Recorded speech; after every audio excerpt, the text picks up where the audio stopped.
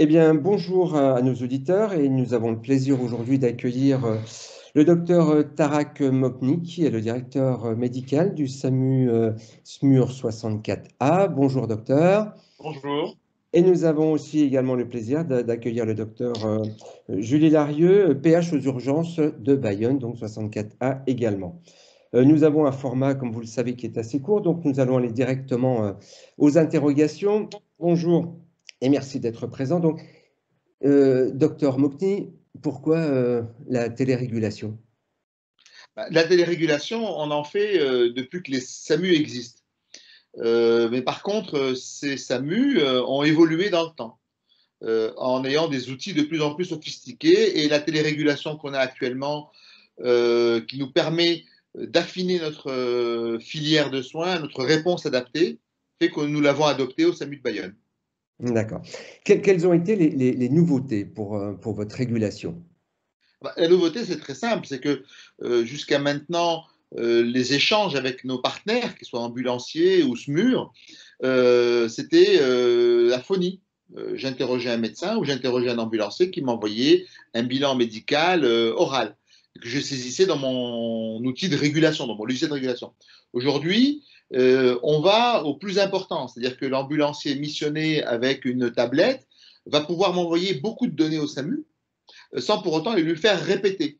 Et donc, nous irons à l'essentiel avec ce partenaire. Et c'est la même chose avec le SMUR. Le médecin du SMUR, l'équipe du SMUR va saisir beaucoup d'informations, mais les échanges que nous allons avoir téléphoniquement avec l'équipe du SMUR vont être des échanges centrés sur le patient, centrés sur des choses qu'on doit vraiment débattre, tout en ayant accès à un dossier médical ou un dossier de transport qui est écrit, saisi et que je garderai ensuite dans mon dossier de régulation. Donc, vous avez évoqué la problématique, par exemple, des ambulanciers. Est-ce qu'il y a eu une adhésion assez facile et quelles ont été les difficultés? Alors, quand il y a quelque chose de nouveau, il n'y a jamais une adhésion facile. Mais il faut être convaincu du bien fondé et de l'intérêt. Donc, c'est ce que nous avons fait avec nos partenaires ambulances privées. On leur a montré que effectivement c'était un outil simple, efficace et pratique et qui pouvait rendre service.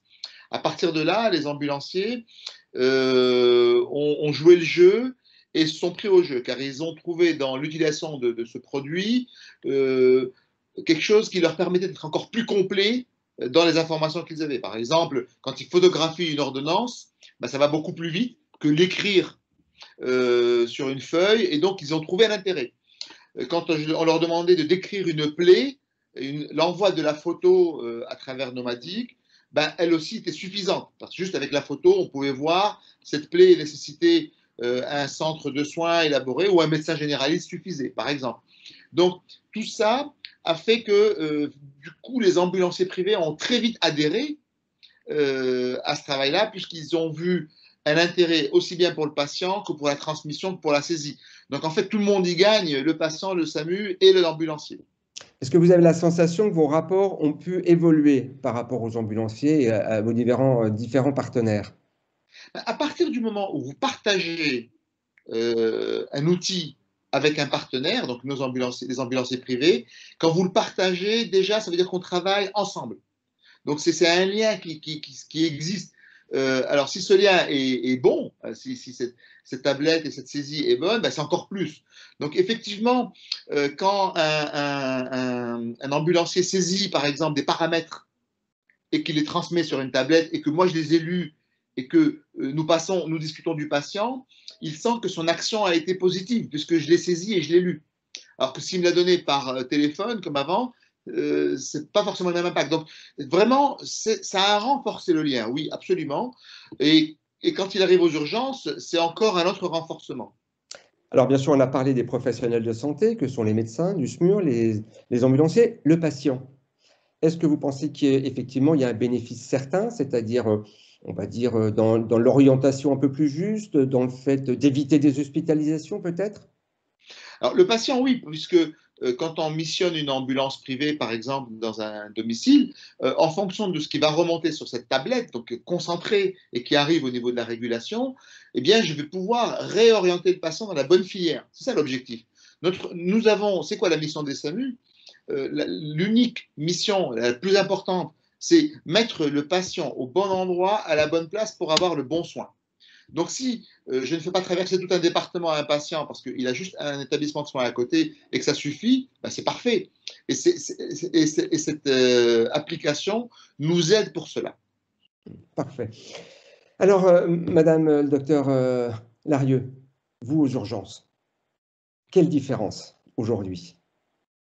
Alors, aux urgences, au sens large, en fait, à l'accueil du patient, on va dire, dans la structure d'aval, puisque bah, effectivement, on a pu développer une interface web qui nous a permis de manière de sécuriser, de recevoir les dossiers médicaux embarqués par les vecteurs équipés. Et donc, ces interfaces, on a pu les installer dans les services d'urgence receveurs, mais aussi dans certains services, notamment la réanimation, la cardiologie.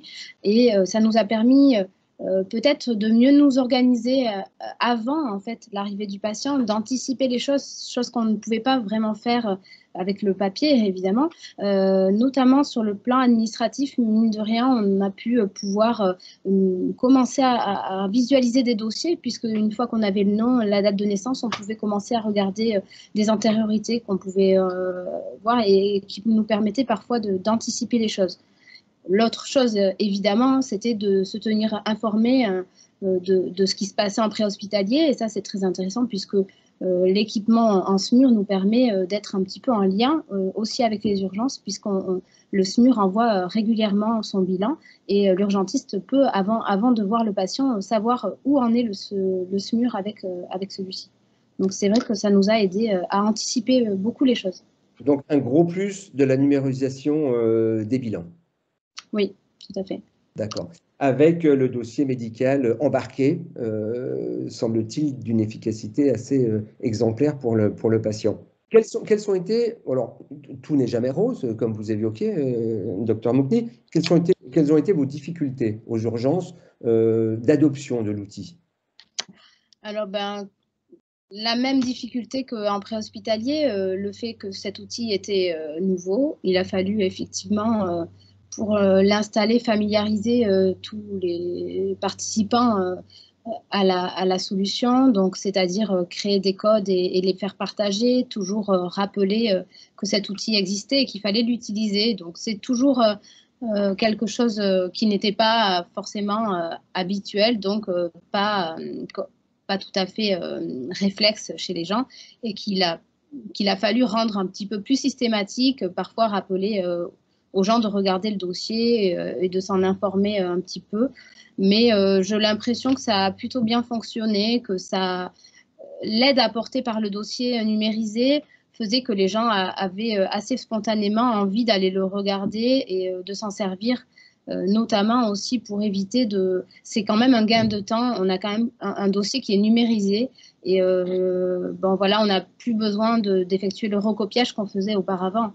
Finalement, grâce à la numérisation, on a pu faire des copier-coller des dossiers qui se passaient en préhospitalier, ce qui nous permettait de gagner du temps. Donc, ces dossiers, tout le monde les consulte aujourd'hui et c'est un gain de temps pour tout le monde. Pas de réticence donc absolue, même parmi les plus anciens peut-être. Alors, les plus anciens, à l'arrivée aux urgences, je pense qu'il n'y a pas de réticence. Je pense qu'il y a même une plus-value dans les interfaces avec les spécialistes, notamment la cardiologie, la réanimation. Ils sont ravis de pouvoir recevoir nos dossiers numérisés. Donc, non, je pense vraiment qu'on n'a pas eu trop de problèmes à l'arrivée aux urgences des patients avec ces dossiers numérisés. Docteur Mopni, votre consoeur parlait de cardiologie. Est-ce que vous avez la notion d'une utilité, donc par exemple le rattrapage de SCA+, qui serait passé peut-être inaperçu sans cet outil? Alors oui, c'est un peu un serpent de mer, cette histoire de syndrome coronarien aigu. Non, avant tout, ce qui est fondamental et c'est la régulation. La régulation doit pouvoir faire son travail d'identification de syndrome coronarien aigu ST+, et on ne doit pas utiliser cet outil pour dire on va envoyer des ambulances, ils vont faire des électrocardiogrammes et on verra si ce sont des infarctus. Non, c'est absolument pas ça notre démarche, ni celle de tous les SAMU. L'idée, c'est surtout quand on a un confrère du SMUR qui est très ennuyé par un électro atypique, ce qui arrive pas tous les jours, de pouvoir travailler ensemble. L'idée, c'est de pouvoir faire à une ambulance dans l'attente d'un SMUR un électrocardiogramme pour pouvoir avoir déjà une notion. L'idée, c'est quand une ambulance arrive et qu'effectivement, à la régulation, on ne nous a pas dit que c'était une douleur typique, c'était un syndrome coronarien, qu'on puisse se permettre de demander de faire un électrocardiogramme. Là, oui, c'est ce qu'on appelle les rattrapages, mais il faut faire très attention. On ne met pas des électrocardiogrammes dans les ambulances privées, les faire télétransmettre par un outil pour faire du diagnostic d'infarctus, que les SMUR arrivent. Par contre, ce qui est fondamental, c'est que ce que disait ma collègue, c'est que l'électrocardiogramme et le dossier médical arrivent en cardiologie bien avant que l'équipe du SMUR n'arrive à l'hôpital, et ça, c'est un vrai gain. Parfait. Quel serait votre objectif aujourd'hui à vous deux avec la télérégulation, avec le dossier médical embarqué, avec la numérisation du bilan? Quel serait le plus à Ancorac? Alors pour le SAMU, c'est un outil qui doit être perfectible. C'est-à-dire qu'on souhaiterait que cet outil puisse être plus communicant. C'est-à-dire que la régulation du SAMU puisse injecter des informations dans cet outil. Or, aujourd'hui, c'est plus le SMUR ou les ambulances privées qui injectent de l'information dans cet outil, alors que nous, on souhaiterait que, par exemple, le SAMU envoie une adresse, envoie des antécédents dans le système. Ça, c'est fondamental pour nous. Donc, cette interactivité est fondamentale. Et ensuite, ce qui est très important, c'est qu'on puisse avoir quasiment un monitorage, voyez-vous, le monitorage de toutes les interventions ambulanciers privées, qu'on puisse savoir en temps réel, en fait, ce qui se passe et ce qui ne se passe pas, mais sur un monitorage par exemple, savoir en temps réel où est tel infarctus, telle pathologie, où c'est qu'elle va, la tracer sur une carto, et avoir un monitorage statistique aussi. Donc, mais ça, c'est de l'évolution. Nous avons la base aujourd'hui. Nous devons bien l'installer, nous devons avoir les gens en confiance dans le système, les gens sont en train, comme vous le dit Julie Larieux, en train de se l'approprier, hein, c'est pas évident, ça c'est grâce au travail que nous avons fait, mais maintenant il faut que nous aussi, on puisse aller plus loin avec cette application pour avoir de meilleures applications et avoir de meilleurs retours. Et pour vous, aux urgences, docteur Larieux? Pour les évolutions à venir, aux urgences, ça serait de permettre une implémentation un peu plus automatique du dossier dans notre dossier des urgences, notre dossier informatique aux urgences. Je pensais aussi à pouvoir faire un petit peu de recherche statistique, de recherche de ce qu'on fait finalement, nous, en SMUR, et de pouvoir travailler dessus. Ça peut être intéressant de pouvoir faire de la requête, ce qui est aujourd'hui pas le cas. On espère que ça sera rapidement le cas, parce que il y a tout l'intérêt de la numérisation est aussi là, je pense. Je vous confirme que c'est effectivement dans les roadmaps pour pouvoir effectivement faire de l'extraction de données, et ça sera le cas probablement avec le registre REAC qui sera effectif incessamment sous peu. On va parler d'une petite chose qui peut peut-être fâcher, les financements. Alors, les financements, en fait, nous avons adapté cette application en la confiant à des ambulances éloignées. Donc, nous sommes actuellement intégrés dans un projet européen large qui concerne les zones un peu, les populations éloignées, les populations qui sont à distance d'un hôpital. Hein. Ce projet européen s'appelle un projet Elinet, dans lequel sont beaucoup basées l'articulation territoriale basée sur les interventions héliportées. Mais il n'y a pas que les hélicoptères pour les gens qui sont éloignés, il y a aussi les ambulances privées, il y a les ambulances du SMUR, les ambulances sapeurs-pompiers. Et là, le fait d'avoir ces tablettes à distance nous permet d'avoir un meilleur maillage pour les populations éloignées. Et donc, nous avons intégré ce projet européen, ce financement européen, pour pouvoir faire accéder aux ambulanciers privés et aux SMUR cette application mobile. Eh bien, merci beaucoup. Je vais vous laisser donc conclure. D'abord, docteur Larieux, je voulais vous remercier pour votre présence. Merci à vous. Et docteur Mokni, je vous laisse conclure puisqu'on va se quitter. Nous sommes sur une dynamique positive. La seule chose, c'est qu'il faut qu'elle soit étendue, élargie à tous nos partenaires qui font du transport sanitaire urgent, que ce soit les sapeurs-pompiers, les ambulanciers privés, les associations de secouristes et les SMUR, bien sûr, et pour qu'il y ait un maillage. Aujourd'hui, on en est au début. Merci beaucoup à tous les deux. Merci de votre participation et bon courage pour la suite. Merci beaucoup. Merci. Au revoir. Merci. Au revoir.